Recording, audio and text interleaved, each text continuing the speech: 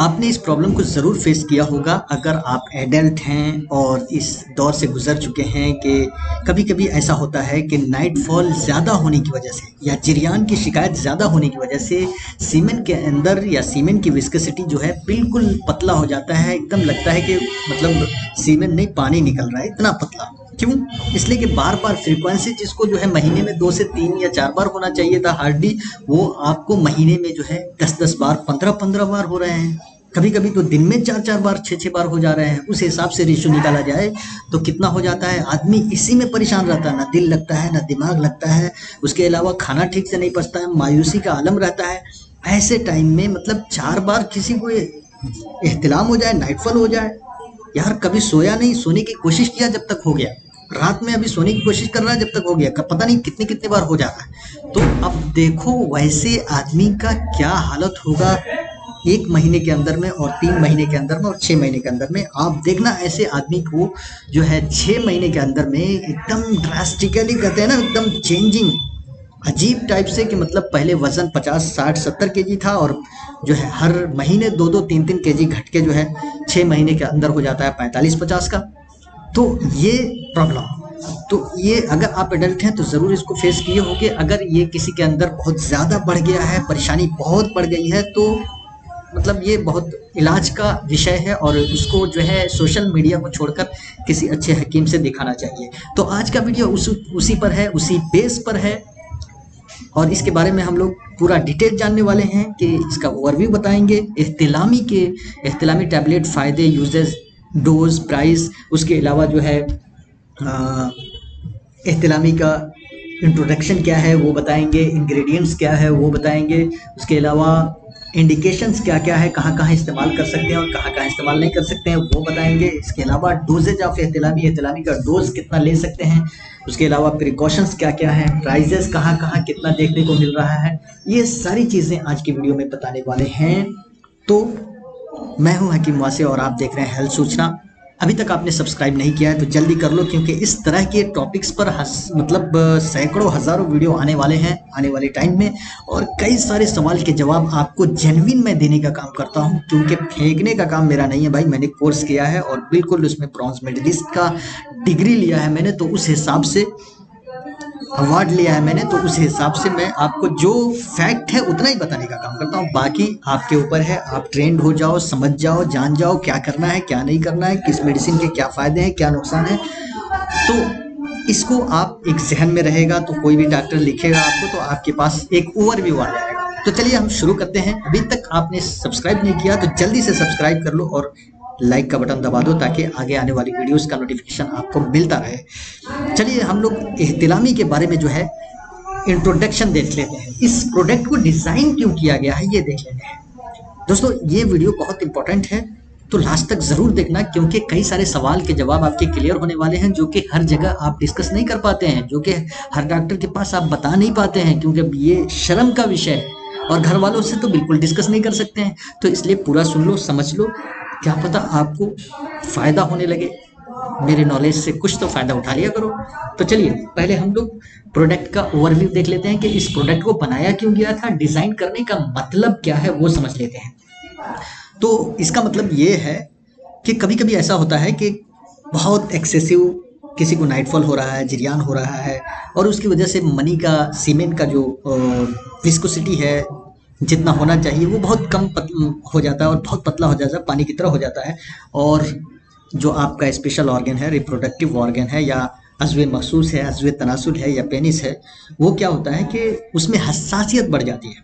हसासियत कहाँ बढ़ती है? ग्लैंड्स ऑफ पेनिस, मतलब पेनिस के अगले फेस पर बढ़ती है और बहुत ज़्यादा हाइपर सेंसेशन होने की वजह से थोड़ा सा रगड़ खाया और आप जो है फ्री हो गए, डिस्चार्ज हो गए। ये शिकायत अक्सर कसरत एहतिलाम यानी नाइटफॉल जिनको ज़्यादा होता है या जिरयान के जो मरीज़ होते हैं उनको, या फिर हस्त मैथुन जिन्होंने ज़्यादा किया है उनको होती है। हाँ, कभी कभी ऐसा भी होता है कि हजम की खराबी और क्रॉनिक कॉन्स्टिपेशन, यानी हमेशा किसी को कॉन्स्टिपेशन ही रह रहा है, उसकी शिकायत रह रही, उसकी वजह से भी ये स्टार्ट हो जाता है। ज़्यादा दिनों तक अगर ये सिलसिला जारी रहे, मतलब कॉन्स्टिपेशन की और हजम की खराबी की, तो दूसरे ऑर्गन्स भी मुतासिर होने लगते हैं। जैसे कि कौन कौन से? दर्द सर होने लगता है, और चक्कर आने लगते हैं और घबराहट होने लगती है, भूलने की बीमारी आ जाती है। आप देखना हस्त मैथुन वाले को भूलने की बीमारी ज़्यादा होगी। आप देखना नोटिस करना जो नाइटफॉल जिनको ज़्यादा होता है उनको भूलने की बीमारी ज़्यादा होगी। जिरियान की प्रॉब्लम है उसी में वो परेशान होगा, उनको भूलने की बीमारी ज़्यादा होगी। और आम कमजोरी का तो पूछना ही नहीं, जिस्मानी कमजोरी तो मतलब हद दर्जे की होगी। ये सारी शिकायतें होने लगती हैं। इसी को माइंड में रखते हुए इह्तिलामी को डिजाइन किया गया, जो क्या करता है हाजमे को ठीक सबसे पहले हाजमे को ठीक करता है और हजम को ठीक करते हुए, कॉन्स्टिपेशन को ठीक करते हुए मनी के क़िवाम यानी विस्कोसिटी को फिर से उसके अपने हालत पर, ओरिजिनल हालत पर लाता है। मैंने पहले जैसे होना चाहिए, उसका थोड़ा सा चिपचिपा होना चाहिए, थोड़ा सा गाढ़ापन होना चाहिए उसमें, तो वैसे लाता है। और हसासियत को कम करता है यानी हाइपर सेंसेशन को कम करता है। तो व्हाट इज इह्तिलामी, इन्होंने ये तो जो लिखा है यहाँ पर, इन्होंने ये लिखा है it is useful in various sexual problems in male, the incidence of male impotency has risen drastically over the past few decades due to the increased consumption of junk food, animal proteins, coffee, tea and carbonated drinks as well as smoking and alcoholism। ये सारी चीज़ इन्होंने क्या लिखा है कि कुछ मतलब आने वाले दिनों में और अभी के टाइम में इतना ज़्यादा बांझपन की शिकायत बढ़ गई है, और उसकी वजह इन्होंने बताया है कि ज़्यादातर, जो कि मैं आपको खासकर बताता रहता हूँ कि किस किस चीज़ों की वजह से ये बढ़ी है बांझपन की शिकायत, वो बढ़ी है कंजम्पशन ऑफ जंक फूड में आता है मैदे से बनी हुई चीज़ें, चाहे बर्गर है, चाहे वो चाउमीन है, चाहे पाव रोटी है, चाहे इस तरह की जो चीज़ें बनी हुई हैं वो सारी चीज़ें जंक फूड में आती हैं, या बिस्किट है, ये सारी चीज़ें। एनिमल प्रोटीन्स, कॉफ़ी, टी, ये भी जो है क्या करता है, कॉफ़ी और टी भी एक तरह से आपके सीमेन को कम करने का काम करता है और आपको कॉन्स्टिपेशन का मरीज बनाता है। कार्बोनेटेड ड्रिंक्स का मतलब ये है कि जो आप ठंडा कोल्ड ड्रिंक वगैरह पी रहे हैं तरह तरह के, ये सारी चीज़ें आपको बांझपन की तरफ ले जा रहा है, आप समझ के चलना। स्मोकिंग जो कर रहे हैं उसकी वजह से भी बांझपन स्टार्ट होता है, या अल्कोहलिज्म, शराब पी रहे हैं, इसकी वजह से भी होता है। तो आने वाले दिनों में अभी तो इतना ज़्यादा बढ़ा हुआ है, तो आप अंदाज लगा कर देखिए आज से 2-4 साल के बाद इसका क्या हालत हुई। हर दूसरा तीसरा आदमी बांझपन का शिकार होगा भाई साहब। आप बच्चों के लिए तरस जाएंगे। कई सारे स्टेट हैं इंडिया में, देख लो, जहां पर बांझपन की शिकायत बहुत ज़्यादा बढ़ी हुई है, जहां पर लड़कियों की रेशियो बहुत कम है और लड़कों की रेशियो बहुत ज़्यादा है। तो देख लो कितनी ज़्यादा मतलब इकोलॉजिकली प्रॉब्लम से स्टार्ट हो जा रहा है, रिश्ते नहीं मिल रहे हैं, ढूंढ रहे हैं। तो ये सारी चीज़ें क्यों हैं? क्योंकि हम लोग बैड हैबिट्स अपना के रखे हैं। इसी को मद्देनजर रखते हुए इह्तिलामी को डिज़ाइन किया गया ताकि जो है सीमेन की प्रोडक्शन को बढ़ाए, क्वालिटी को मेंटेन करे, मोर्टेलिटी को ठीक करे, उसके अलावा जो है कॉन्स्टिपेशन को ठीक करे, क्रोनिक कॉन्स्टिपेशन के मरीज़ है तो उसको ठीक करे, या फिर हज़म की ख़राबी है तो उसको ठीक करे। ये सब सारी चीज़ों को ठीक करते हुए सीमेन को ठीक करे। चलिए, ये है इह्तिलामी को डिज़ाइन करने का असल मकसद। अभी तक आपने लाइक नहीं किया, जल्दी लाइक कर लीजिए। और अगर कोई इस तरह के सफ़र कर रहे हैं, इस तरह की प्रॉब्लम से, तो आप ज़रूर मुझसे कांटेक्ट कीजिए। इंशाल्लाह विद इन 1 मंथ आपको रिजल्ट देखने को मिल जाएगा। इससे आप बाहर निकलिए, अदरवाइज कुछ भी नहीं कर पाएंगे, ये बात समझ के चलना। और वीडियो लास्ट तक देखना, नहीं तो आधे अधूरे नॉलेज खतरा होता है। चलिए आगे देखते हैं कि इह्तिलामी के अंदर क्या क्या मिलाया हुआ है। तो दोस्तों, इह्तिलामी के अंदर जो मिलाया हुआ है वो है, इंग्रेडिएंट्स जो है वो है बहमन वाइट और अजवाइन, और उसके अलावा वाइट मूसली, ये तीनों चीज़ें मिलाकर इह्तिलामी को बनाया गया है। ठीक है। और तिब्बिया कॉलेज की तरफ से ये आता है, मतलब तिब्बिया दवाखाना अलीगढ़ मुस्लिम यूनिवर्सिटी के अंडर में जो BMS का कोर्स है और उसके अंडर में जो तिब्बिया दवाखाना है वो इसको बनाती है। तो समझ सकते हैं कि इसकी क्वालिटी अच्छी ही होगी। चलिए आगे चलते हैं। इंडिकेशंस ऑफ इह्तिलामी को कहाँ ले सकते हैं, ये इसमें बताया गया है। इसमें बताया गया है कि it might be helpful to nocturnal emission. ये जो है नॉक्टर्नल इमिशन, यानी जिनको रात में ज़्यादा नाइटफॉल होते हैं, एक्सेसिव नाइटफॉल होते हैं, उनके लिए ये आसानी के साथ ले सकते हैं। इसके अलावा it helps to premature ejaculation. किसी को शीघ्र पतन की शिकायत है, वक्त से पहले डिस्चार्जिंग हो जा रहा है और वो एकदम थकाहारा माना महसूस कर रहा है अपने आप को, तो वैसे में ले सकता है। It fight against insomnia. जिनको रात में नींद ना आने की शिकायत है मतलब नींद ही नहीं आती। तो नींद ना आने की शिकायत भाई साहब कैसे दूर होगी? स्मार्टफोन सामने रहता है, शॉर्ट्स वीडियो एकदम ऊपर नीचे होते रहते हैं और लॉन्ग वीडियो भी चलते रहते हैं जब तक हाथ और थक नहीं जाएं। तो जब तब तक जो है आदमी सोने की कोशिश नहीं करता। जब आप कोशिश नहीं करेंगे किसी चीज़ के बारे में तो नींद भी नहीं आएगी। और एक चीज़ इम्पॉर्टेंट है, वो बहुत इम्पॉर्टेंट है, आपको बता दे रहा हूँ। रात में 6 से 8 घंटे की नींद ज़रूरी है और अंधेरे के टाइम में कुछ है हार्मोन्स वो बनते हैं। अगर अंधेरा आपके दिमाग में हो ही नहीं तो वो हार्मोन्स बनेंगे नहीं।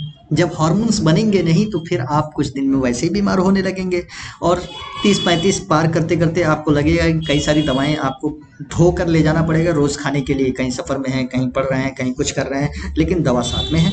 तो इसलिए बिल्कुल 8 घंटे या 6 घंटे की नींद से बिल्कुल कंप्रोमाइज मत करिए।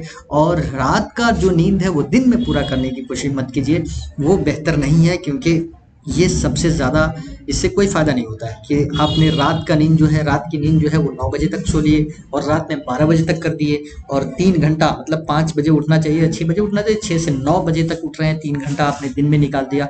तो दिन के टाइम में कोई हार्मोन्स ऐसा नहीं है जो दिमाग को बनाना चाहिए या बनना चाहिए, वो रात में बनते हैं सब। तो रात जब तक है तब तक सो लो। बाकी जो है जितना जल्दी उठना है उसके लिए तो आप जितना जल्दी उठेंगे उतनी बीमारियों से पाक रहेंगे। ये तो मतलब ऐसे लोगों ने कहा है और ऐसे कई सारी चीज़ों में लिखा हुआ है। ठीक है, इसके अलावा क्या करता है? इट फाइट मतलब एंड फाइट्स अगेंस्ट इंसोम्निया, नींद की बेदारी मतलब नींद किसी को ना आने की शिकायत है उसको ये ठीक करता है। एंजाइना यानी किसी को हल्का सीने में दर्द महसूस हो रहा है, उसमें अगर ले ले तो वो ठीक कर हो जाता है। जैसा कि इन्होंने लिखा है, अभी तक मैंने इसका एक्सपीरियंस नहीं किया है या किसी को होते हुए नहीं देखा है कि उसको हो रहा है और ये दिया गया तो ठीक हो जाएगा। तो ये नॉलेज पर्पसिंग के लिए मैं बता रहा हूँ, अभी तक इसका तजर्बा नहीं हुआ है एंजाइना में ये काम करता है कि नहीं। असल दवा ये एहतिलाम की है। डिजीनेस एंड इरिटेबिलिटी, डिजीनेस किसी को है सर चकरा रहा है तो उसमें ये ले सकते हैं। किसी को इरिटेशन हो रहा है अंदर से, अनकंफर्ट फील कर रहा है, उसमें ये ले सकते हैं। उसके अलावा इट रिलीव्स कॉन्स्टिपेशन, ये कॉन्स्टिपेशन को रिलीव देता है, आराम देता है। इंडाइजेशन बदहजमी है उसको आराम देता है। गैस बहुत ज़्यादा बन रहा है उसको ये ठीक करने का काम करता है। इसके अलावा स्टमक डिसऑर्डर्स, स्टमक में और किसी तरह की कोई शिकायत है तो उसको ये ठीक करने का काम करता है। It helps to fight against psychological disorder. Psychological disorder से आप घबरा मत जाइएगा कि ये थोड़ा सा देखने में ये वर्ड ऐसा लगता है कि मतलब कितना पावरफुल है, क्या हो गया है साइकोलॉजिकल डिसऑर्डर। साइकोलॉजिकल डिसऑर्डर को आप ये कह सकते दिमागी बीमारी। दिमागी बीमारी का मतलब है कि स्ट्रेस में है, डिप्रेशन में है, एंजाइटी में है, तो ये भी है। या फिर हद से ज़्यादा खुश है तो भी है, दोनों बीमारी है। समझ रहे हैं कि मतलब लोगों को वो पसंद नहीं आता है, मतलब ना बहुत ज़्यादा ओवर एक्टिव रहे ना बहुत ज़्यादा सुकून में रहे, एतदाल में रहिए, उसको ठीक ठाक माना जाता है। और ये मस्कुलर पेन अगर कहीं हो रहा है तो उसको ठीक करने का काम करता है। It boost immunity and rejuvenate energy in the body. Immunity को बूस्ट करता है, बढ़ाता है और एनर्जी के लेवल को बॉडी के अंदर बढ़ाता है। It helps to increase sperm count, sperm count को बढ़ाता है, ये बढ़ाने में मदद करता है। और maintain energy level in the body, और एनर्जी के लेवल को मेंटेन रखने में हेल्पफुल है ये। It improves the health and overall wellbeing of the body. It overall health को मेंटेन भी करता है ये, और उसके अलावा आपके सेहत के लिए जामिन है, ये हिफाजत करता है आपकी। ठीक है, तो ये हो गया आपका क्या है, इंडिकेशन ऑफ एहतिलामी। यहाँ आप इस्तेमाल कर सकते हैं इसको अगर है तो। लेकिन एक बात मैं बताता चलूँ कि एक दवा कभी भी कोई चीज़ में नहीं इस्तेमाल होती है। जब इनिशियल स्टेज है किसी का तो लेकर देख ले, लेकिन जो है खुद से ना ले बल्कि किसी डॉक्टर के मशवरे से लिया करे, किसी हकीम वैद्य से कांटेक्ट करके लिया करे। इससे जेब पर ज़्यादा खर्च नहीं होगा, लेकिन बार बार आप अपने से ट्राई करेंगे उससे ज़रूर खर्च होगा। आप ठीक होंगे कि नहीं होंगे, क्योंकि देखिए आपको एक बात मैं बताता चलूँ, देखिए एक ही चीज़ के लिए कई कई दवाएं बनाई गई हैं। मतलब नाइटफॉल के लिए बहुत ज़्यादा हो रहा है तो जिरियान के लिए बहुत ज़्यादा अगर किसी को हो रहा है तो देखिए कितनी सारी दवाएं। क्यों इतनी सारी दवाएं बनाने की ज़रूरत है भाई? एक ही दवा से काम नहीं चल सकती थी क्या सबको? नहीं चल सकती थी। इसलिए नहीं चल सकती थी क्योंकि सबका मिजाज अलग अलग है, सबकी परेशानी का कारण अलग अलग है। इस वजह से किसी में ये दवा फ़ायदा करती है, किसी में कोई और दवा फ़ायदा करती है, किसी में कोई और दवा फ़ायदा करती है। तो इस तरह आप पूछ लेंगे किसी से तो आपके लिए हेल्पफुल होगा वो। चलिए अगला देख लेते हैं। डोजेज ऑफ एहतिलामी, एहतिलामी का डोज क्या होगा। इसमें जैसा कि प्रिस्क्राइब इन्होंने किया है 2 टैब्स BID बिसइंडाई, यानी 2 टैबलेट सुबह और शाम ले सकते हैं खाली पेट, 250 ml ल्यूकवार्म के साथ, मतलब हल्का गर्म पानी के साथ या दूध के साथ ले सकते हैं, या फिर जैसा आपका यूनानी फिजिशियन जो भी है वो कहता है उसके हिसाब से आप ले लीजिए, क्योंकि वो ज़्यादा जानता है। हो सकता है कि 2 टैबलेट, आप जिस स्टेज में आए हों उसके पास वो स्टेज काफ़ी बढ़ गया हो और काफ़ी पुराना हो गया हो, काफ़ी बीमारी जो है खस्ता हाल में हो पहुंच गई हो, तो फिर 2 टैबलेट से काम नहीं चलेगा। तो डोजेज ऑफ एहतिलामी आपने जान लिया।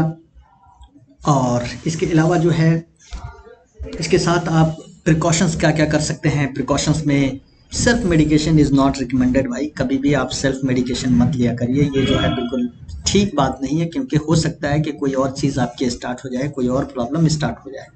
तो कभी भी इससे अवॉइड होना चाहिए। आप एजुकेटेड हैं तो बिल्कुल अवॉइड करेंगे। अगर आप बिल्कुल तजर्बा करने के मूड में है कि नहीं हम भी लेकर देख लें, तो फिर आप किसी से मशवरा ले लें पहले। फिर प्राइस की बात कर लेते हैं। प्राइस इसमें बहुत सारी वेरिएंट आता है। आप जानते हैं कि मैं जब भी मतलब वीडियो सब आजकल बना रहा हूँ उसमें प्राइस की ज़रूर बात कर रहा हूँ, क्योंकि आज के हिसाब से जो प्राइस है वो मैं आपको बताने का काम करता हूँ।